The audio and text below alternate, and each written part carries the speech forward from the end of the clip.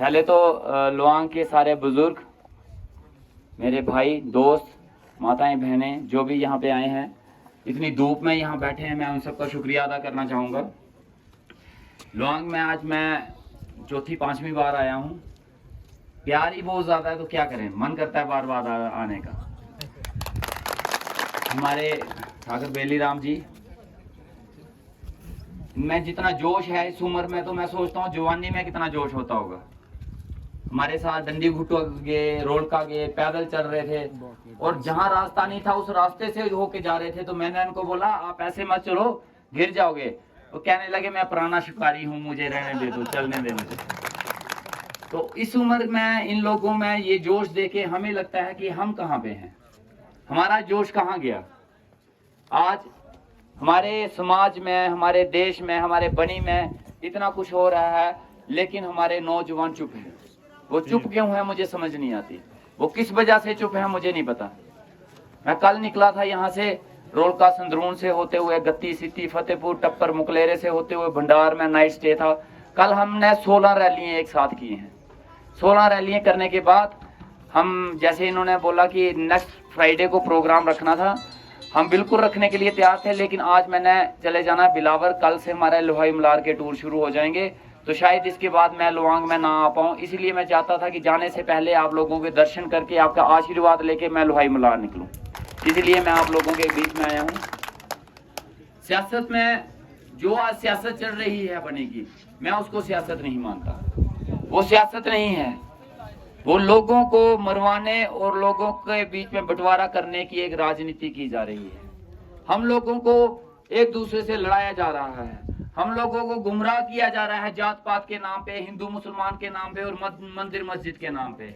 जबकि जब हमने इनको चुना था, जब इनको वोट डाल के भेजा था, तो हमारी उम्मीदें इनसे ये थी कि ये हॉस्पिटल की बात करेंगे, ये स्कूल की बात करेंगे, ये बिजली की पानी बात करेंगे, ये पानी की बात करेंगे, ये रोड की बात करेंगे। लेकिन ये बात किसकी करते हैं कि डॉक्टर टोपी पहनता है।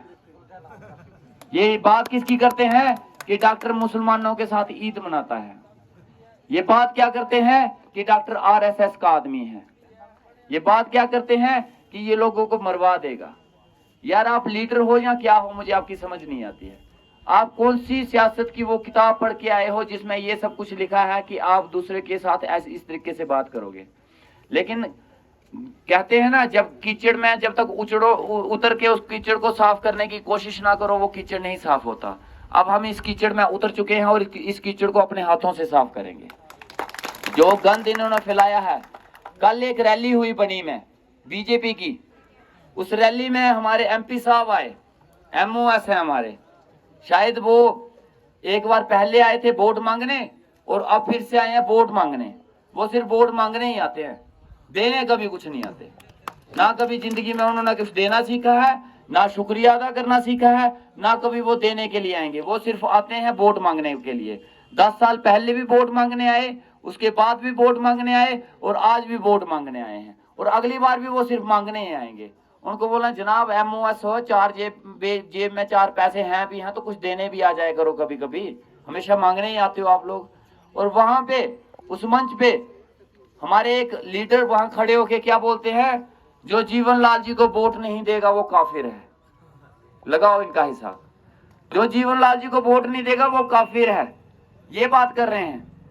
और जो मास्टर लालचंद जी को वोट नहीं देते थे वो कौन थे, जो हैदर मलिक जी को वोट नहीं देते थे वो कौन थे, जो प्रेम सागर जी को वोट नहीं देते थे वो कौन थे, और जो मुझे वोट नहीं देंगे वो कौन होंगे।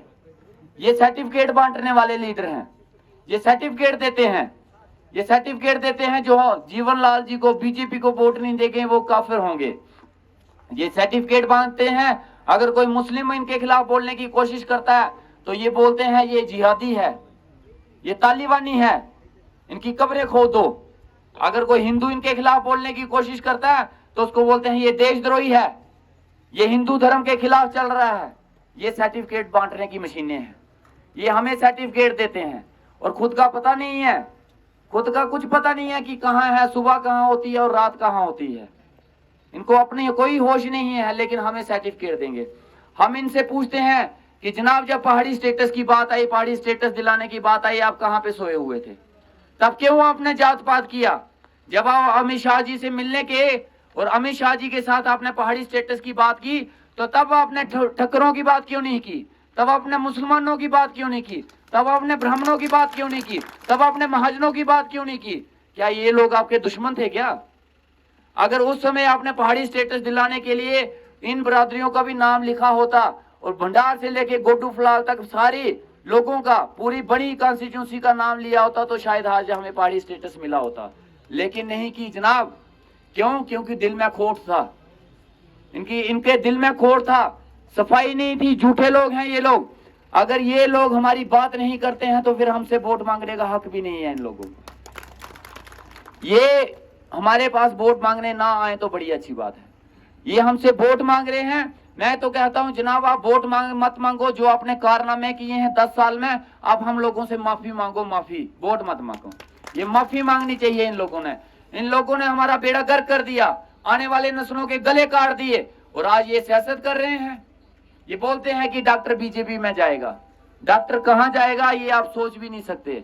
मैं खड़ा हूं आज आप लोगों की बदौलत हूं। आप लोगों ने मुझे खड़ा किया, आप लोगों ने मेरा हाथ पकड़ के चलाया, आप लोगों ने मुझे इज्जत मान सम्मान दी, और मेरा आपके साथ वादा रहा, ये जवान रही रामेश्वर सिंह ठाकुर की। कल को आप जहां बोलोगे डॉक्टर रामेश्वर सिंह वहीं जाएगा। कल को आप मुझे बोलोगे इस साइड जाओ तो मैं उस साइड जाऊंगा, आप बोलोगे यहां खड़ा हो जा, मैं वहां खड़ा हो जाऊंगा।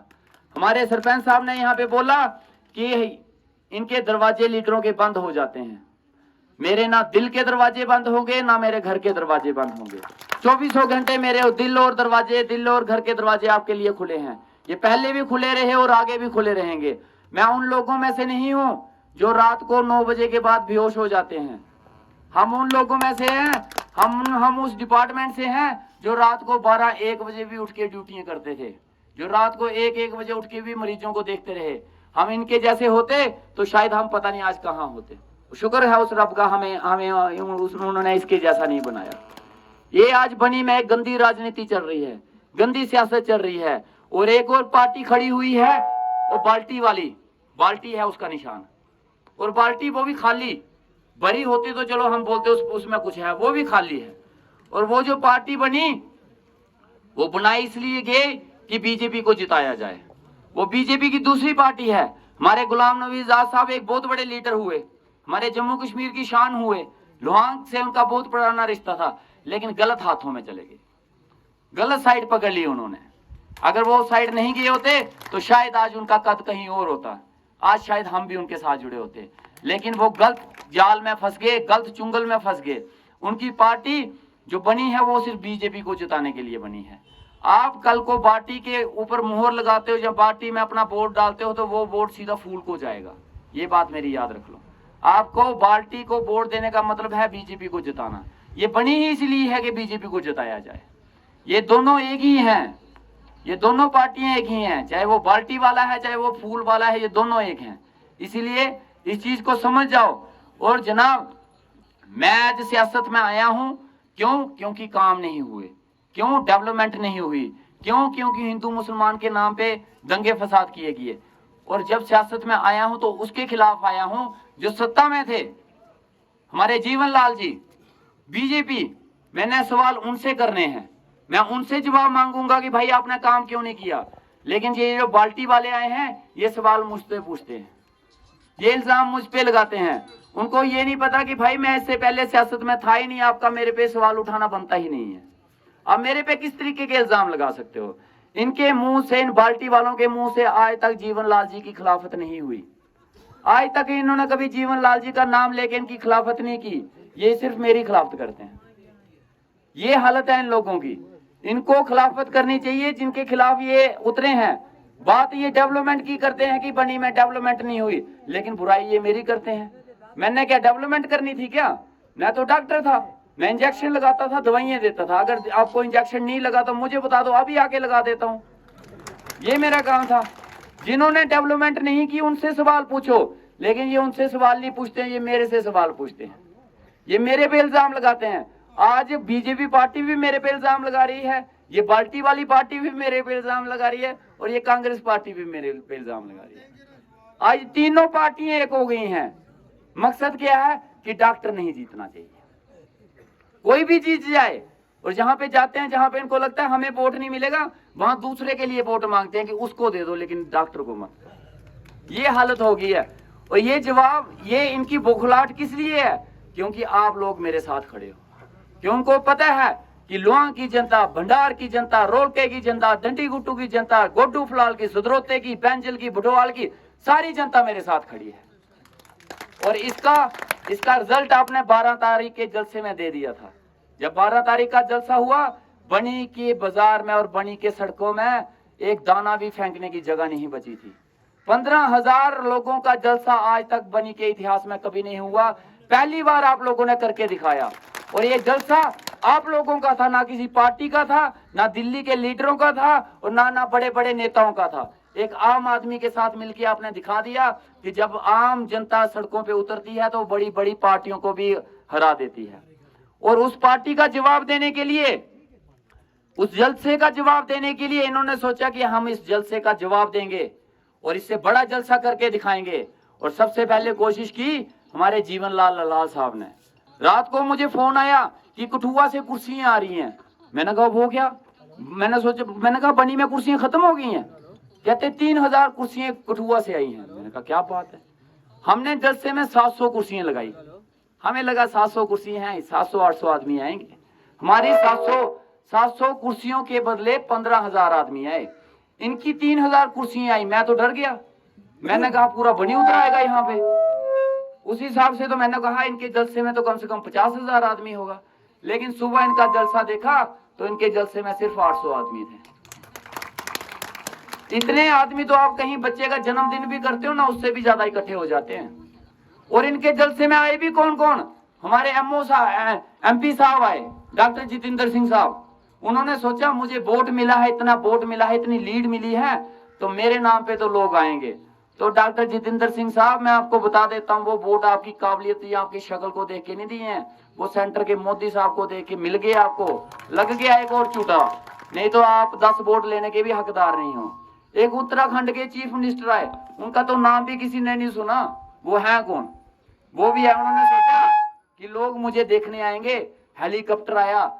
आज वो जमाना नहीं रहा जनाब कि लोग हेलीकॉप्टरों को देख के वोट देंगे। आज वो जमाना नहीं रहा कि दिल्ली के लीडर आएंगे, हाय हेलो बाय करेंगे और आप लोग वोट दे देंगे। वो गए वक्त, अब वो वक्त नहीं रहा है।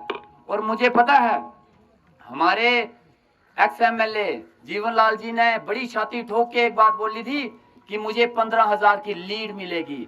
तो मैं भी छाती ठोक के बोलता हूँ, मैं भी आज छाती ठोक के आपके सामने बोलता हूँ, जीवनलाल जी आपकी जमानत मैं जब्त करवाऊंगा। आप ही देख लेना, आपको भी पता चलेगा कि आम आदमी जब सियासत में उतरता है तो वो क्या क्या कर सकता है। इन्होंने सोचा होगा पार्टी का निशान नहीं है, कोई पार्टी नहीं है, कोई लीडर नहीं है, तो ये क्या कर लेगा। इन्होंने सोचा इसके साथ ना मोदी है, ना राहुल गांधी है, ना फारूक अब्दुल्ला है। लेकिन उनको पता नहीं है कि मेरे साथ मोदी भी है, राहुल गांधी भी है, फारूक अब्दुल्ला भी है। ये लोग मेरे साथ चलने वाले मोदी, फारूक अब्दुल्ला और राहुल गांधी है। आप लोग ही हो मेरे नेता, आप लोग ही हो मेरे स्टार प्रचारक, आप लोग ही मुझे उंगली पकड़ के चलाओगे। आप जैसे चलाओगे मैं वैसे चलूंगा। मैं उन लीडरों के, और रही कल को जीतने की बात, जैसे आप मुझे जिताओगे, आज मैं आपसे वादा करता हूं, जैसे आप मुझे जिताओगे, जीतने के बाद जो फैसला होगा आप लोगों के बीच में बैठ के होगा। और फैसला क्या होगा? फैसला तो मुझे लगता है यही होना चाहिए कि जो सरकार बनेगी, जिसकी सरकार बनेगी उसमें जाना चाहिए। ठीक है, अपोजिशन में क्यों बैठना है? जाएंगे तो सरकार में जाएंगे, और जाएंगे तो बोलेंगे मिनिस्ट्री भी चाहिए, हमें मिनिस्ट्री भी दी जाए। ठीक है, और आपको पता है किसकी सरकार बनने वाली है। आप मेरे से अभी क्यों बुलवाना है, बाद में बात करेंगे। ये जो उछल रहे हैं ना, कि ये जो उछल रहे हैं, जो अफवाहें छोड़ रहे हैं, 5-10 MLA जीतेंगे इनके, इससे ज्यादा इनकी औकात नहीं है जीतने की। इनका सुपड़ा साफ है। अब हम सरकार में बैठेंगे जनाब, सरकार में बैठेंगे और दावे से बैठेंगे, और आप लोग मुझे सरकार में बिठाओगे। आप लोग मुझे सरकार में बिठाओगे, और सरकार में बैठने के बाद आप लोगों के काम, आप लोगों के मसले ईमानदारी से उठाए जाएंगे। और एक और बात, कल को हम उस पार्टी में, जिस भी पार्टी में और सरकार में जाएंगे, मैं एक और वादा करता हूं आपके साथ, अगर वो पार्टी और वो सरकार आपके काम नहीं करती है, आपकी बातें नहीं सुनती है, तो उस पार्टी और उस सरकार के मुर्दाबाद के नारे लगाने वाला सबसे पहले इंसान मैं हूँगा। मेरे लिए ना कोई पार्टी जरूरी है, ना मेरे लिए सरकार जरूरी है। मेरे लिए वो लोग जरूरी हैं जो इतनी गर्मी में, इतनी धूप में मेरे सामने बैठे हैं। मेरे लिए वो लोग जरूरी हैं, वो बुजुर्ग लोग जरूरी हैं जो मेरे सामने नीचे जमीन पे इस धूप में, इस कड़की धूप में बैठे हुए हैं। मेरे लिए वो जरूरी हैं जो भंडार से लेके गोडू फलाल तक पैदल चलते हैं और खाना खाया हो नहीं खाया हो मुझे नहीं पता, और चल रहे हैं। ईमानदारी से कह रहा हूँ, ये मेरा धर्म रहा आप लोगों के साथ। आप जिस धर्म के हो और जिस धर्म का मैं हूँ, मैं उस धर्म की कसम खा के बोलता हूँ, कभी भी कोई भी फैसला आप लोगों के खिलाफ नहीं लिया जाएगा। और जब तक सियासत में रहेंगे, आपकी टोपी को नहीं उछाला जाएगा, आपकी दाढ़ी के ऊपर बात नहीं की जाएगी, मंदिर के ऊपर बात नहीं होगी, मस्जिद के ऊपर बात नहीं होगी। काम होगी तो बात होगी तो हॉस्पिटल के ऊपर, रोड के ऊपर, स्कूल के ऊपर, बिजली के ऊपर, पानी के ऊपर और पहाड़ी एसटी स्टेटस के ऊपर। ये मेरा आप लोगों के साथ वादा रहा। आज का सफर भी बहुत लंबा है। आज हमें बिलावर में जाना है, कल से हमारा लोहाई मलार का टूर शुरू हो जाएगा।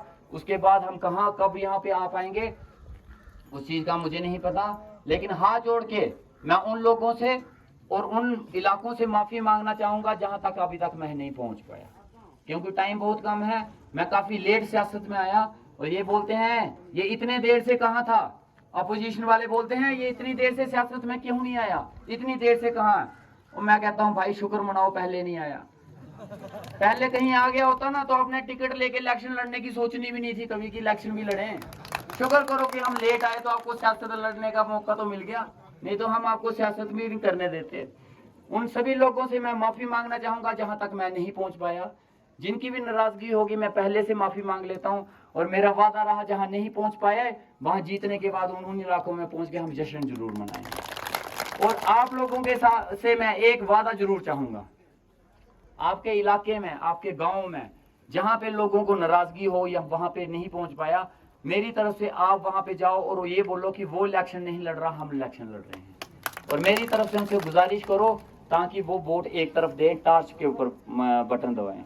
और उसके बाद अगर किसी लोगों के कोई काम है, कोई मसले हैं, कोई गारंटी चाहता है कि ये काम होने चाहिए, मैं आप लोगों से बोलता हूँ आप खुद भी मेरे से बिना बात किए, बिना पूछे उनको गारंटी दे दो कि ये काम आपके हम करवाएंगे। और मेरा आपसे वचन रहा, ये वादा रहा, जो काम के लिए आपने किसी को वादा किया होगा वो पूरा मैं करूंगा।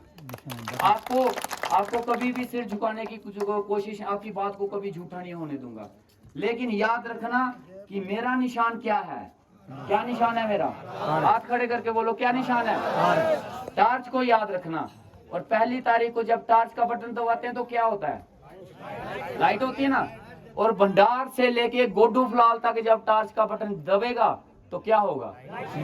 जो 10 साल का इन्होंने अंधेरा डाला है वो एक ही तारीख में एक ही बटन से पूरे भंडार से लेके गोडू फलाल तक लाइट ही लाइट हो जाए। और आज एक और खुशखबरी सुनने को मिली है कि आज वोट पड़े हैं। वो लोग जो हैंडीकैप हैं, जो वोट डालने नहीं जा सकते, उनके घरों में जाके वोट पड़े हैं आज। और वो जितने वोट पड़े हैं वो हमारे हक में पड़े। शुरुआत हो चुकी है, इस लड़ाई की शुरुआत हो चुकी है। अब ये देखना ये है हम लोगों ने कि जो 15,000 के दावे करते हैं वो अपनी जमानत बचा सकते हैं या नहीं बचा सकते। मैंने उनको सिर्फ जमानत बचाने के लिए बोला है। हार जीत तो छोड़ो, वो उनसे बड़ी दूर चली गई है जीत। मैंने उनको सिर्फ इतना ही इनको बोला है कि बस आप अपनी जमानत बचा लो। और बाकी जो हैं उनकी जमानत तो पहले से ही जब्त है। वो तो फालतू के तरले दे रहे हैं जीवन लाल जी को जिताने के लिए। लेकिन आप लोगों का साथ चाहिए, आप लोगों का आशीर्वाद चाहिए। ईमानदारी से सियासत में आए हैं और ईमानदारी से सियासत करेंगे। इन्हीं बातों के साथ मैं आप सबसे इजाजत चाहूंगा और साथ आप सभी लोगों का बहुत बहुत शुक्रिया।